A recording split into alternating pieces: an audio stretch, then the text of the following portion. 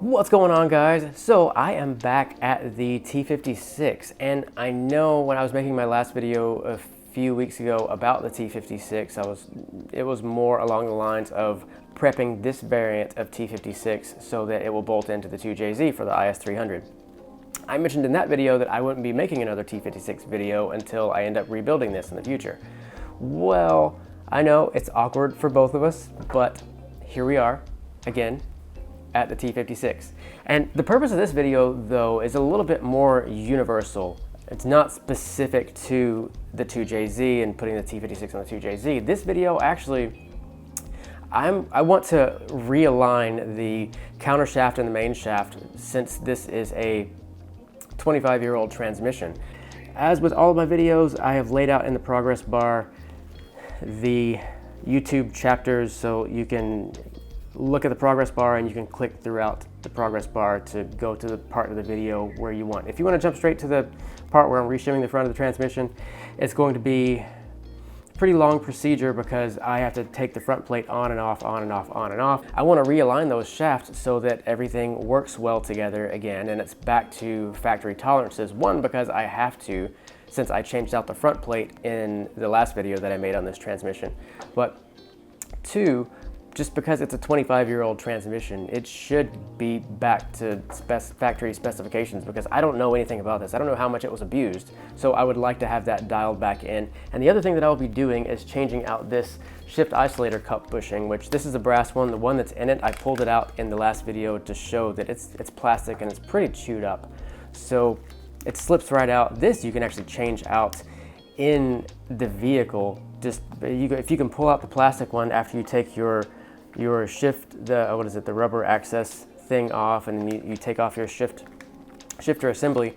This is right there underneath. All you need is just RTV sealant to put back around the bottom of the shifter assembly, and then you can bolt it back up. You could do this in like an evening after work. So this isn't that involved. Reshimming the transmission, however, to get the factory the main shaft and the counter shaft back to factory specifications, you actually have to have the transmission out. Like if I were doing a clutch job on this transmission and I pull the transmission out, changing out the clutch, I have the transmission out. It's just as simple as popping off the front plate. I would probably want to drain the fluid that's in this anyway. This takes Dextron 3. Doesn't take regular gear lube like other transmissions do, so I would want to change that out just to put cleaner fluid back into it. And hey, I'll reshim it while I'm at it, because it's a $50 shim kit. So that's what this video is, really. I'm going to reshim the transmission to realign the main shaft and the counter shaft so that they're back to factory specifications. I have to take the front plate on and off, on and off, on and off. And since I have to take it on and off, I'm actually also changing out the input shaft seal that goes into the front plate on the transmission. So this is going to be the last thing that I do, changing out this input shaft seal. This is going to be sliding over the spline of the input shaft a bunch of times. So I'm going to change this at the end. And the shift isolator cup bushing is a cup that sits at the base of the shift tower that helps you isolate which gear you're going into. So those sound like two things that I very much want this 25-year-old transmission to have. So I'm going to do like a little bit of a semi-refresh on this, and it's going to be great. It's going to be tons of fun. I'm going to have a blast. You guys are going to have even more of a blast watching me do this. I was being sarcastic, by the way. You're going to change out the isolator cup bushing first, because that's the easiest thing to do. You don't even have to have the transmission out of your car. You can check the condition of yours pretty easily, but if you check the condition of it, keep in mind that you have to reseal it with RTV sealant. This is what I'm going to do first. This is going to get changed out, and then I'm going to pull the front plate off, and my Grannis bell housing that I have that's going to be going in be mated up to the 2JZ. The isolator cup bushing is sold by Tick Performance. It's these guys here, and yeah, they're great. They have a lot of aftermarket stuff for the T56 transmission. This, obviously, I mean, as good of condition as this one is in, I kind of want to change it out. I don't know. I would feel better if I had a new one on. So that's what this is. You know, yeah. So that's going to go on. And these are the shim kit. And the kit that I ordered actually came with three different packs of shims. These are the countershaft extension shims, and from what I could tell from the diagram, they sit about here inside the transmission. These I won't be changing out, but I'm not changing them out because, one, I don't want to take the transmission apart far enough to change them out, but two, it's not fully necessary because the main reason I have to shim this is because I changed the front plate out. And this front plate is now from a 98 Camaro T56, where the rest of the transmission is 97 Camaro T56. This was paired with an LT1, that was paired with an LS1. I needed that to put the bell housing on because that's the kit that was sold. And the rest of these larger ones, these are input shaft and then main shaft. So these actually go into the front plate. They're really easy to pull off. The torque specifications, these are 15 foot-pounds whenever you torque this back down to the tail housing of the transmission.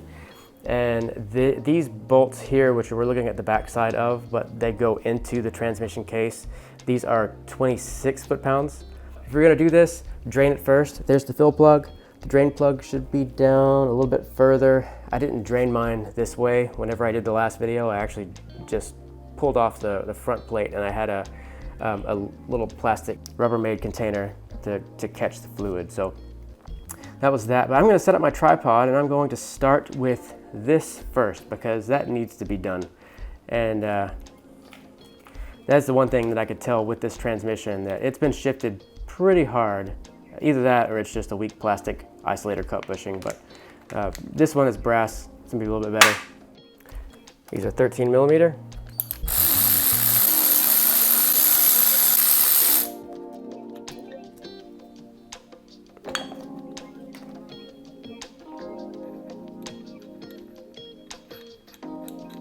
Fits really well.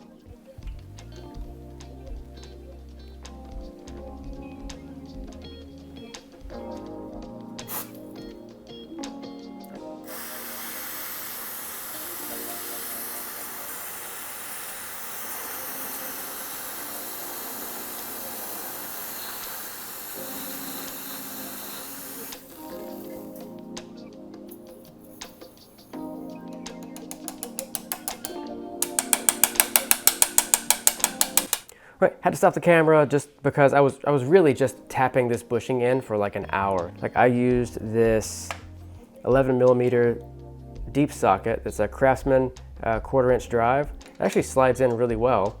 A 12 millimeter would probably fit in there too, but this one slides in and it's not gonna get stuck. So I was using this to hammer the bottom instead of hammering the top and possibly deforming the top. So I was doing that and just tapping it in. These pieces came off of the inside of this housing that holds the shift isolator cup. So these little pieces are from the old, this. It's from the old isolator cup bushing, which wherever I put that. So they were around the edges of this and they were just stuck to the wall of that. So this thing it's all kind of chewed up. It looks like it's been pressed a lot on the inside. So it's time to get changed. It doesn't need to be there anymore. But I do have some little junk that's in there now on the bottom, even though I was trying to be clean with my tools and what I was using to tap in. I'm going to spray some carburetor cleaner on this and then wipe it gently around the bottom and try to get out any of that junk that came out, and also the little brass shavings that are in there too.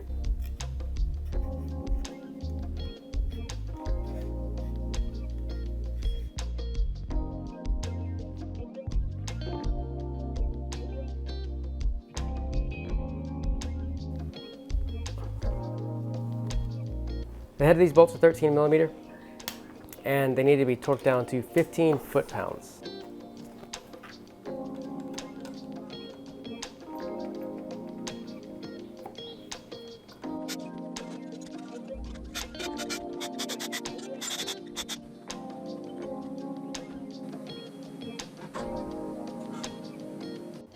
So I'm back at the front of the transmission. I've taken the input shaft out. That's why it looks the way that it is. The input shaft is kind of sitting right now behind the transmission. But I stopped the video so that I could do a bunch of measuring, double checking, triple checking, quadruple checking the way that I'm measuring, because I'm not exactly, I'm kind of using the T56 manual that I found online as a guide, and I'm measuring it in another way that makes sense. So hopefully some guys will chime in the comments and say whether or not this is a bad idea. Basically, the manual calls for using a dial indicator, which I didn't want to order a dial indicator and the magnetic base, and apparently you also in the manual you need the endplay tool, which the endplay tool slides in here whenever you take this plug out, and this plug comes out, it's a 3/8 drive. So I used a 3/8 drive 3-inch extension with this little miniature breaker bar. It's not hard to get out. It backs out fairly easily.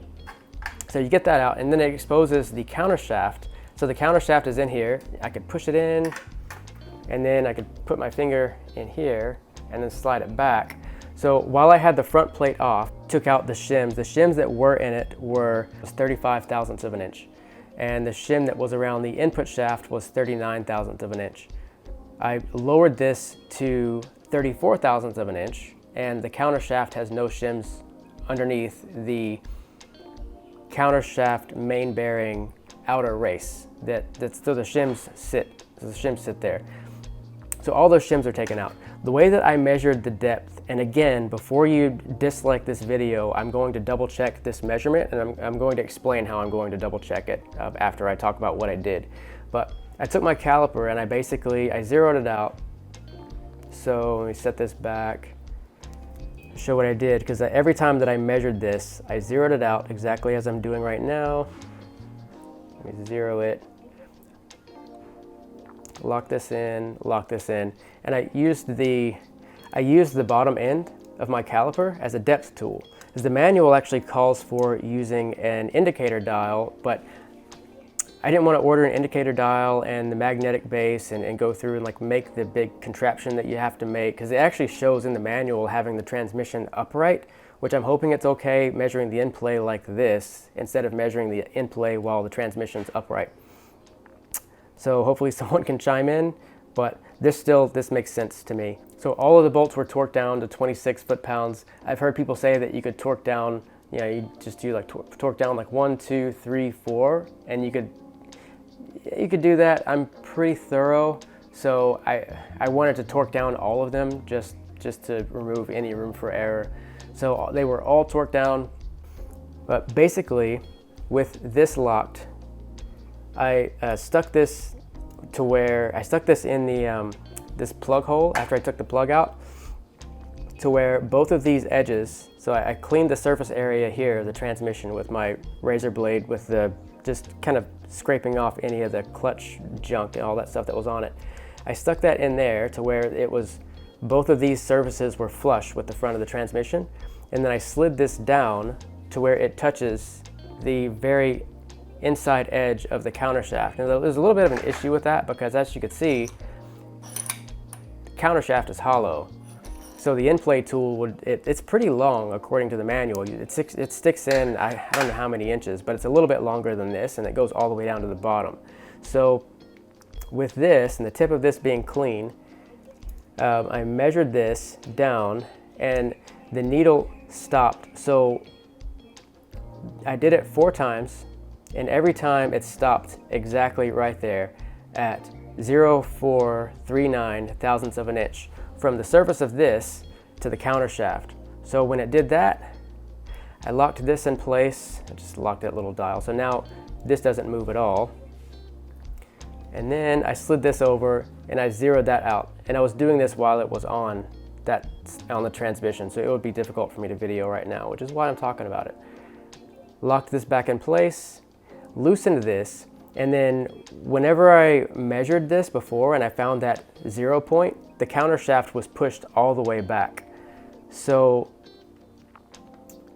with this caliper and the depth side of it inside of the hole, I pulled the countershaft in. Since there's no input shaft here, that's why I left the input shaft out, so I could stick my hand inside and pull the countershaft forward, and it came forward 27 thousandths of an inch, and it went from 0 down to right there, actually, yeah, just above that spot. So that would be just under 27 thousandths of an inch, because it stopped at 0.073, but just above that, which means that the input, the difference between 0 here, when the countershaft was pushed all the way to the front, and when I pulled the countershaft forward, that's 0.027 or 27 thousandths of an inch. So just under 27 thousandths of an inch is the amount of shims that I need to set this at a 0 preload.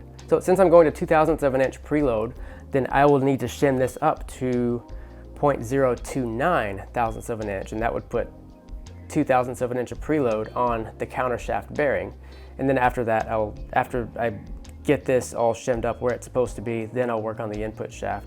So what I've done to double check that measurement is I've stacked up, this is 0.026 inches, or 26 thousandths of an inch worth of shims. And I measured it from multiple sides just to get accuracy, so I triple checked the measurement. And this is 26 thousandths of an inch, which means this would give me 1/1000th of an inch of endplay. So I should feel that very slight movement in here, but I'll just know that it's movement. I won't know what it is. So I'm going to double check my measurement here and make sure that I have 1/1000th of an inch endplay. If I have 1/1000th of an inch endplay, measuring it the same way that I measured and got 27 thousandths of an inch endplay, then I'll know that, okay, then yeah, it was measured properly the first time. Well, when I did it 4 times to double check my math, and I got the same exact result those 4 times. There were, I think, 2 or 3 other erroneous measurements, which the way that the caliper sat in the first measurement, and when I zeroed it out, it wasn't like the other ones. And also, whenever I moved the countershaft, it just didn't measure properly. So the thing that I'm more focusing on is how I got the same exact measurement.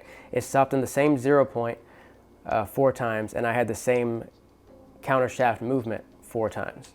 I'm going to pull the front plate off again and take the outer race off and do that. So now I'm going to zip this back off and then put those shims in. This is 15 millimeters. Yeah. This is off. If you're taking this off and you have the input shaft there, then you have to hold the input shaft in place while you're sliding it off. And there's a blocker ring that's for the synchro that goes around on the inside of there. So you want to be careful that, yeah. So just try to leave the input shaft in place until you get the front plate all the way off. And then you can take off the input shaft. It's kind of tries to hang on to the counter shaft gear. This is the counter shaft outer race. I'm going to clean my hands because they have this little clutch powder that's on the inside of this a little bit. I don't want to get that on the bearing race, but I'm going to clean my hands before I touch the bearing race. This is the bearing race that I'm working with right now. This is the input shaft one that I'm going to work with later. All right, my hands are clean. I have the front plate off. This is the counter shaft side, and yeah, it's the input shaft side. And the outer race is still in here. I can't get, oh, maybe I can't get my fingers under it.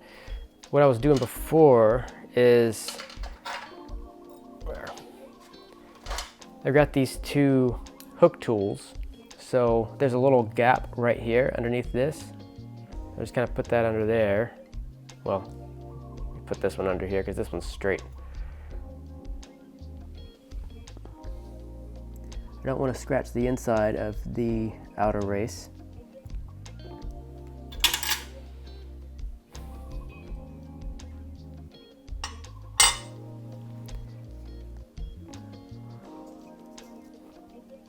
And these are my shims that were, I think, let me just double check. I've already measured this like I don't know how many times. Okay, these, they're 11 and 15 thousandths of an inch. So together they make 26 thousandths of an inch, and I've measured it and double checked, and they're definitely 26 thousandths of an inch. So I'm going to double check that this is clean, even though it should be. There shouldn't be anything on it from where it was in there before.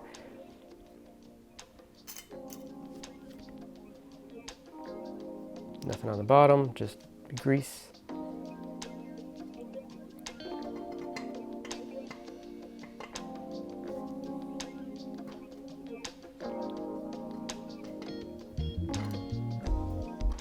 That's that. Now I slide this back on, I torque these back, and then I double check. I should have 1/1000th of an inch with endplay between the outer race and the countershaft main bearing. So I'm gonna take this, I'm gonna put it back on the front of the transmission, and we're gonna see. And slide it on, that's it. That sound was it hitting the dowel pins. So now it's all the way on, and I can torque these down.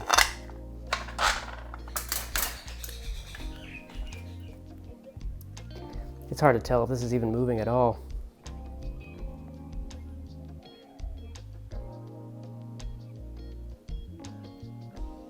All right, so that's the spot that was stopping before.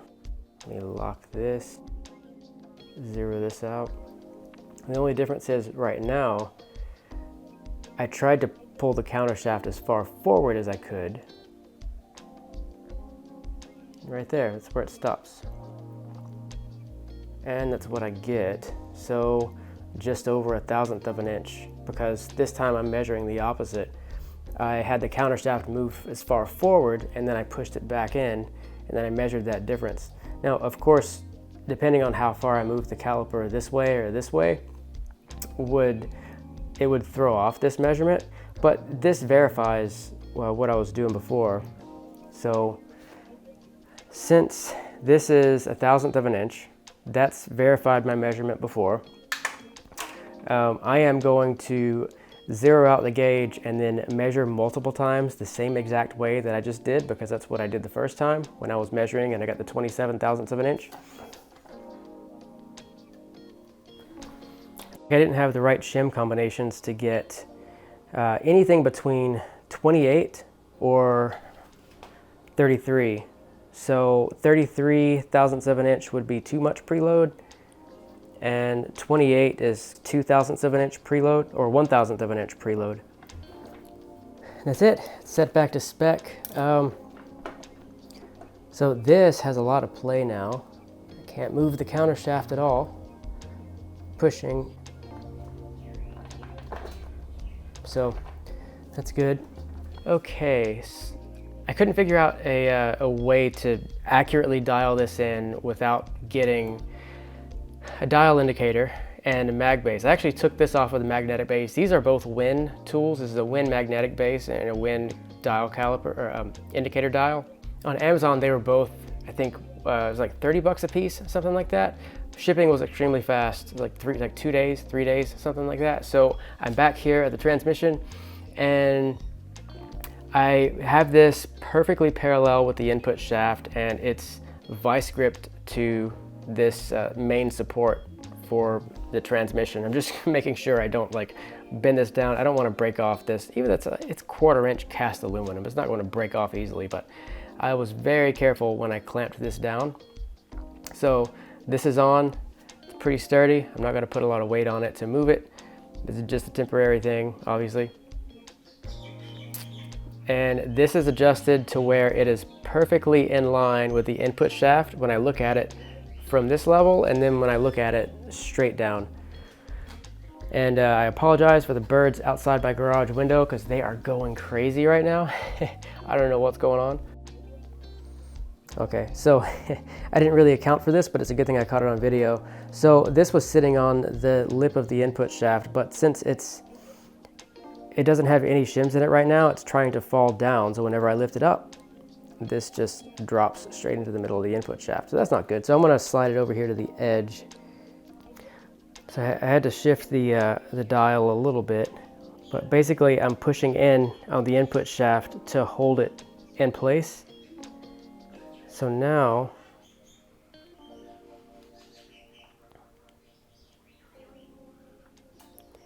pulling it out, what's that at? 25, just over 25/1000ths of an inch. So move it back in, drops to 0, that's perfect. Slide it back out.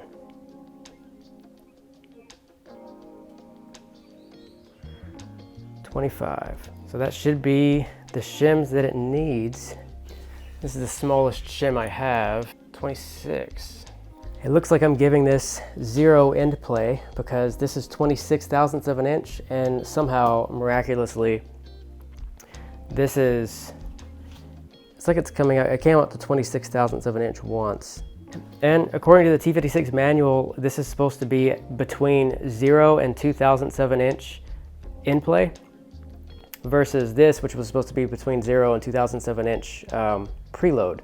So looks like this, after I put this this other shim in that's 0.26 thousandths of an inch, looks like it's going to be at 0 preload. So it's 26. Yeah, 26. So 0.026. They're both going to be set pretty much to 0 because that's the shims that I have.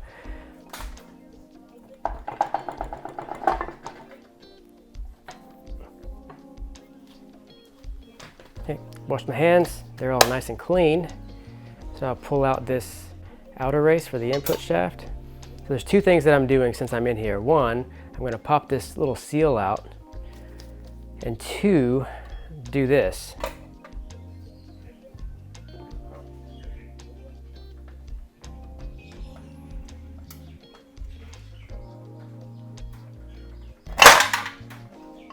Just like that.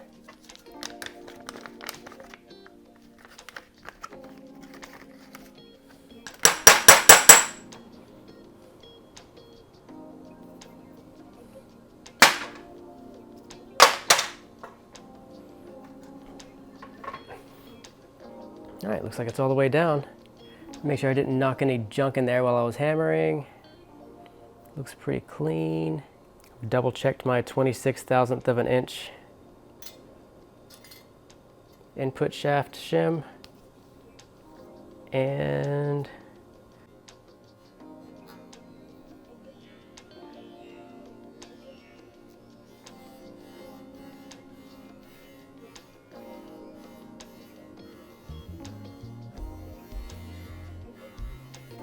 it's in.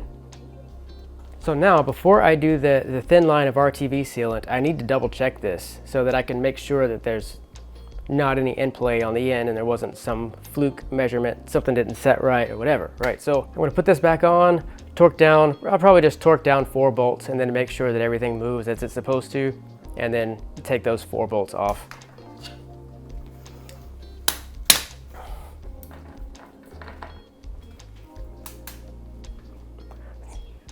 Like there's no end play front to back. It spins very freely. That feels good. First through 6, it shifts really easily. It spins smoothly in all the gears. So now I take out the 4 bolts that I just put in. It actually feels really good compared to what I remember it before the 98 front plate was put on and it had the 97 front plate. This had more play. Actually, it has a little bit of end play now that I'm moving it, but there's no front to back in play. I can only really wiggle it. So no front to back, nothing at all. So I think that's good.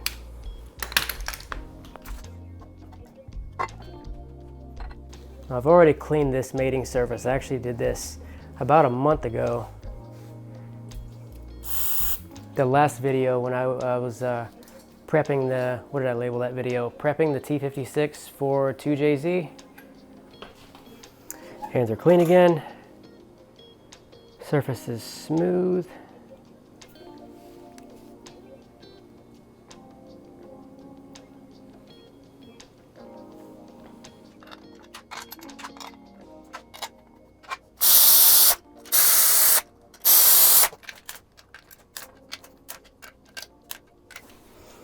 Not sure if black RTV is supposed to go on this, but I'm putting it on the threads anyway.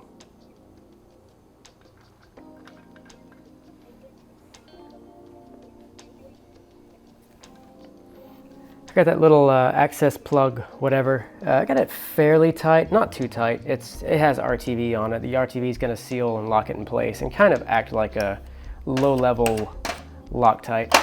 No forward, backwards in play. But I do have up-down in play. I guess maybe that's just the input shaft, the main shaft on the inside of the transmission moving? I don't know. I'm not sure. Not sure why that has. If somebody knows why this moves up and down, but not forward backwards, please let me know. Let me know in a comment down below. I'm very curious.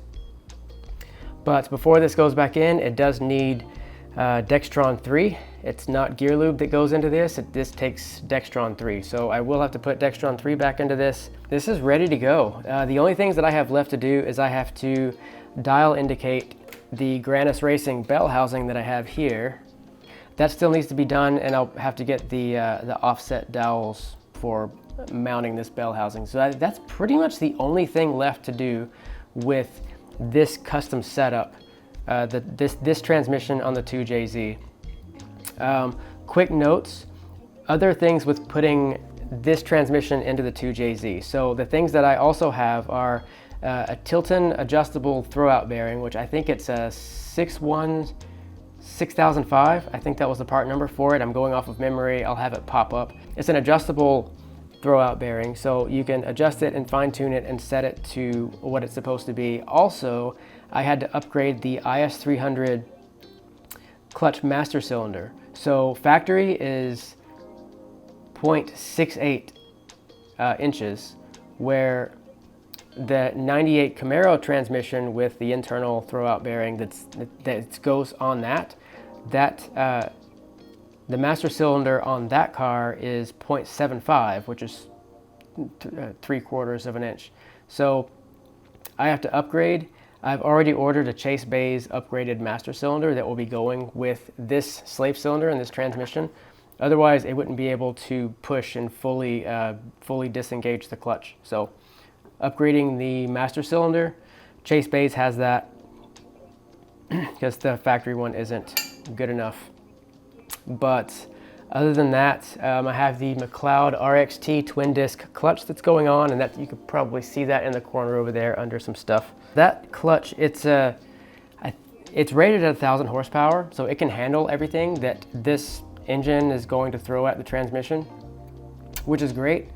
And everything that I've looked up and read on it so far, that even though it is a 1,000 horsepower twin disc clutch, the engagement is super, it's very smooth engagement. There's videos on it. Yeah, so I'm pretty excited that I have that clutch going into the transmission.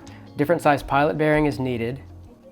Since this T56, the LS1 input shaft is going into the 2JZ, I had to get a special pilot bearing, which was also available on, I think I got that from Granis Racing, but they sell one, and it's specifically for putting the pilot bearing in the 2JZ crankshaft so that this input shaft lines up with it. So it's the inside diameter of this, and it's the outside diameter of the inside of the crankshaft.